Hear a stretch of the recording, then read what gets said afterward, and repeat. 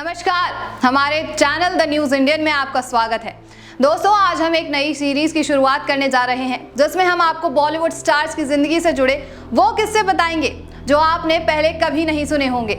आज हम बात कर रहे हैं कंट्रोवर्सी क्वीन कंगना रनावत की। वो कंगना रनावत जो घर से 10,000 रुपए लेकर भागी थी और आज वो 100 करोड़ की मालकिन है। कंगना रनावत की जिंदगी में ये चमत्कार कैसे हुआ, किस किस ने उन्हें धोखा दिया, किस किस ने उनका फायदा उठाया, किस किस ने कंगना को आगे बढ़ने में मदद की, हम हर राज से आज पर्दा उठाएंगे और हर चीज आपको खोलकर बताएंगे। और बताएंगे कि जब 16 साल की जिद्दी लड़की अपना घर गांव छोड़कर मुंबई भागती है तो उसे किन किन हालातों से गुजरना पड़ता है। इसके साथ ही आपको ये भी बताएंगे कि कंगना रनावत की जिंदगी में मिलने वाली 3 बड़ी सीखें क्या है। अगर आप भी जिंदगी में कंगना रनावत जैसी कामयाबी चाहते हैं तो आप इस वीडियो को अंत तक जरूर देखिएगा, लेकिन सबसे पहले दबा दीजिए लाइक का बटन। तो दोस्तों, कहानी की शुरुआत होती है 23 मार्च 1987 से, जब हिमाचल प्रदेश के मंडी जिले के भमला गांव में ठेकेदार अमरदीप रनावत और टीचर आशा रनावत के घर कंगना का जन्म हुआ।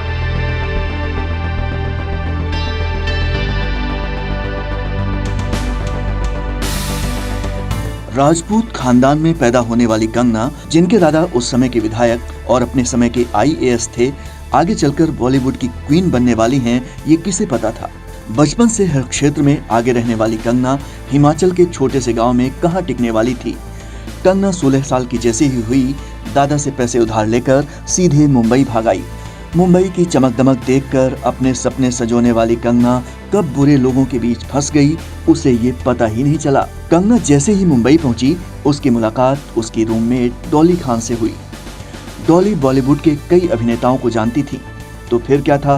कंगना ने जैसे तैसे डॉली को अपनी पूरी कहानी बताई और उसने बताया कि कितने संघर्षों के बाद वो हिमाचल से दिल्ली और दिल्ली से मुंबई आई है, जहाँ घर पर उसे लड़की होने का दुख भोगना पड़ता था और वहीं दूसरी ओर परिवार के पुरजोर विरोध करने के बाद भी वो भागकर मुंबई आई। डॉली खान ने उसे उस समय के चर्चित अभिनेता से मित्रता करवाई और वो अभिनेता कोई और नहीं बल्कि आदित्य पंचोली था। हालांकि आदित्य उस समय इतने फेमस अभिनेता नहीं थे, लेकिन बॉलीवुड में उस समय उनकी धाक जमा करती थी और यहीं से कंगना का काला दिन शुरू हो गया। शुरुआत में आदित्य पंचोली से कंगना और कंगना के हॉस्टल में रहने वाली एक महिला मिला करती थी। उस समय आदित्य पंचोली कंगना और उस महिला से फिल्म में ब्रेक देने के लिए कहते रहे, जिसके बाद उस महिला ने और कंगना ने अलग से फ्लैट लेने के लिए आदित्य से कहा और आदित्य ने उन्हें अपना ही फ्लैट ऑफर कर दिया। बाद में आदित्य पंचोली ने उस महिला से लड़ाई कर ली और कंगना ही अकेली आदित्य के फ्लैट में रहने लगी, जिसके बाद कंगना आदित्य की गुलाम बनती चली गई। तो दोस्तों, कंगना ने एक इंटरव्यू में बताया कि कैसे आदित्य पंचोली उन्हें घर में बांध कर रखा करते थे। दुबई से आने वाले बड़े बड़े लोगों के बीच पार्टियों में ले जाकर उन्हें परोस दिया जाता था। अकेली कंगना बेचारी डर के मारे सहमी रहती थी।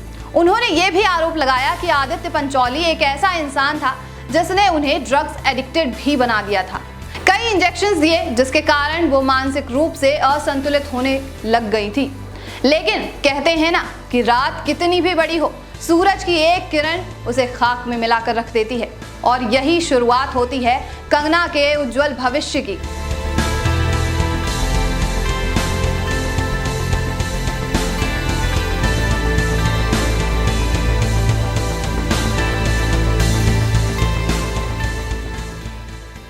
दो 2004 में रमेश शर्मा और पहलाज नीलानी ने एक मूवी बनाई, आई लव यू बॉस। इसमें कंगना को पहली बार कास्ट किया गया। हालांकि ये मूवी ज्यादा दिन नहीं चली, लेकिन 2006 में जैसे ही गैंगस्टर आई वैसे ही कंगना के दिन बदल गए। जहां एक ओर कंगना का परिवार उसका पुरजोर विरोध करता था, वहीं दूसरी ओर गैंगस्टर जैसे ही रिलीज हुई, उसके परिवार ने पूरे गांव में मिठाई बांटी। कंगना ने अपने एक इंटरव्यू में बताया है कि जैसे ही गैंगस्टर रिलीज हुई, उसके परिवार और गाँव वालों की तरफ से बधाइयाँ आनी शुरू हो गयी और कंगना की जिंदगी बदलने लगी। लेकिन इस झांसी की रानी का बॉलीवुड की क्वीन बनने का सफर अभी और भी कठिनाइयों से भरा पड़ा था। कंगना अभी टीनेज से ही निकल रही थी, तभी उसे सिगरेट और ड्रग जैसी आदतों से जूझना पड़ा। कंगना के अपने जीवन में कई अफेयर्स रहे, पहले आदित्य पंचोली, फिर अध्ययन सुमन, अजय देवगन, निकोलस लफेर्टी और आखिर में ऋतिक रोशन। जैसे जैसे कंगना का दिल जुड़ता था, वैसे वैसे उसका दिल टूट भी जाता था और यही अकेलापन उन्हें ड्रग की ओर खींच ले गया। हालांकि धीरे धीरे कंगना की मित्रता एक फाइट मास्टर से हुई, जिन्होंने उन्हें योगा और मेडिटेशन करना सिखाया। जिसके बाद 2008 में रिलीज हुई फैशन फिल्म के दौरान उन्होंने 2 साल का ब्रह्मचर्य भी रखा। इसके बाद वो पूरी तरह अपने करियर की ओर फोकस हो गईं। हालांकि उन्हें अभी वो सफलता नहीं मिल पाई थी जिसका सपना लिए वो महज 16 साल की उम्र में अपने घर से भागी थीं।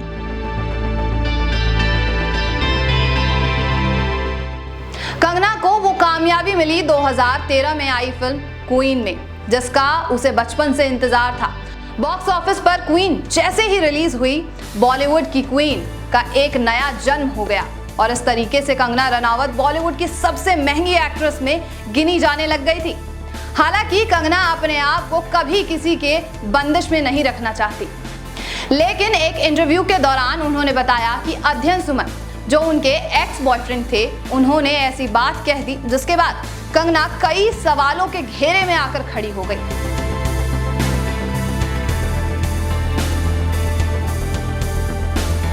अध्ययन सुमन ने कहा कि मेरे रिश्ते की वजह से मुझे भावनात्मक रूप से बदनाम किया जा रहा है। कंगना ने मेरा इस्तेमाल किया है और वो मेरा दुरुपयोग करती थी, बल्कि सच्चाई तो ये थी कि वो मुझे अपमानजनक कॉल करती थी और उन्होंने अपनी सीमाएं पार कर दी, क्योंकि वो मेरी माँ को फोन करके परेशान करने लग गई थी।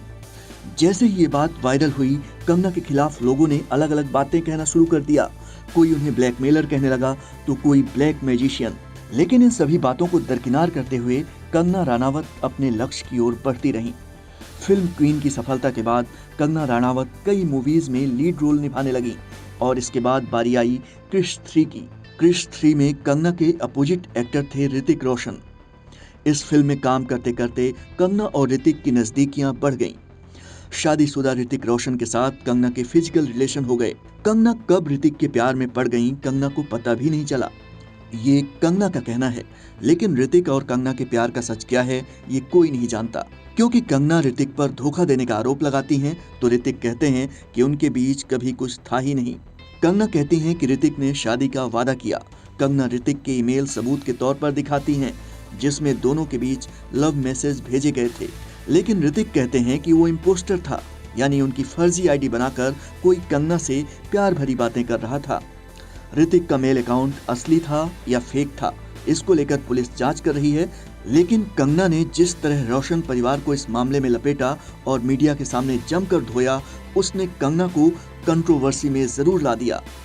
ये भी साफ हो गया कि कंगना चुप रहने वाली लड़की नहीं है। वो विद्रोही हैं, जिद्दी हैं, किसी से डरती नहीं है और वो बेबाक बिंदास कंगना है। इतनी कंट्रोवर्सी के बाद भी कंगना मुंबई में ही टिकी रही। एक इंटरव्यू के दौरान कंगना ने बताया कि बचपन में जब वो 15 साल की थी तो उनके पिता ने उन्हें पहली बार थप्पड़ मारा था, तो बदले में कंगना ने अपने पापा को ये धमकी दे डाली कि अगर एक और मारा तो मैं भी आपको मारूंगी। स्वभाव से सख्त और अत्याचार न सहने वाली कंगना अपने आप में कई लड़कियों के लिए उदाहरण बनी हुई हैं।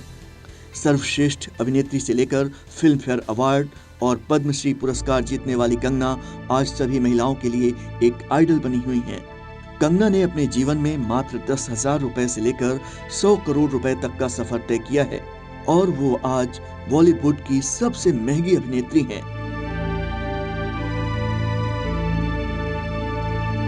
इसके बाद कंगना की मूवी आई तनु वेड्स मनु और तनु वेड्स मनु रिटर्न्स, जिसमें लोगों ने उन्हें खूब पसंद किया।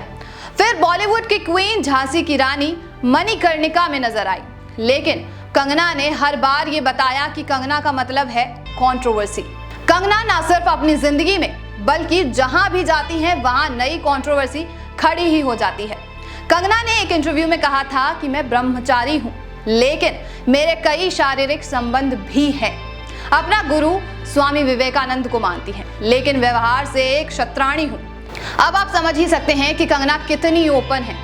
कभी अपने नेपोटिज्म यानी बॉलीवुड में भाई भतीजा वाले बयान से, कभी मुंबई को पीओके बताने पर, तो कभी बॉलीवुड के ड्रग कनेक्शन का खुलासा करके कंगना हमेशा विवादों में ही रही हैं। एक तरफ पूरा बॉलीवुड और एक तरफ कंगना अकेले, लेकिन कंगना भी किसी से नहीं डरती।